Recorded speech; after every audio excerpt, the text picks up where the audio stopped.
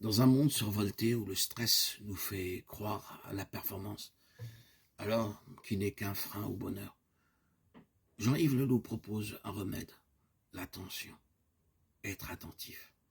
Cette attitude est le seul chemin qui peut nous détourner de l'enfer, de l'absence d'amour, de l'oubli de nous-mêmes, de l'oubli de l'être. Être attentif, c'est nous donner la capacité d'évoluer, de nous transformer, de changer en profondeur en vivant l'instant dans sa plénitude.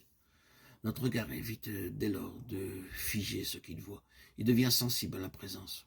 Il s'ouvre à la dimension sacrée de chaque situation. Il retrouve le sens et la beauté de la vie. Véritable art d'exister au quotidien. L'attention nous permet de redécouvrir la signification authentique de l'écoute et de la communication avec le réel.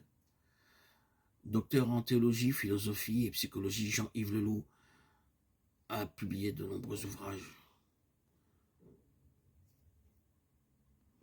Il s'est rendu au mont Athos, ni en touriste, ni en curieux, ni en spécialiste de l'œcuménisme, mais en pèlerin soucieux de changer son cœur. Il s'est mis à l'écoute des moines dont il partageait la vie, et en a rapporté de nombreuses paroles qui sonnent claires et élèvent l'âme.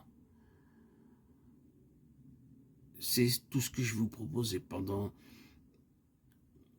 de nombreuses semaines sur les futurs audios, parlant de ce que Dieu attend de nous et de ce que ces paroles puissent nous faire vivre existentiellement, expérimentalement, la connaissance de Dieu. Grâce à Jean-Yves Leloup, par ses enseignements, nous sommes plongés au cœur du monachisme chrétien oriental à travers l'entretien de cet homme épris de vérité essentielle avec les anciens qui l'ont précédé sur la voie de la prière et de la quête intérieure. Devenu dominicain, puis prêtre orthodoxe, Jean-Yves Leloup n'avait aucune ligne à changer ce témoignage.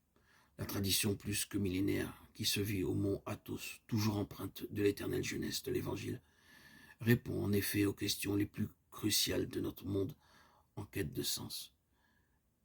Et c'est ce que je vous proposais.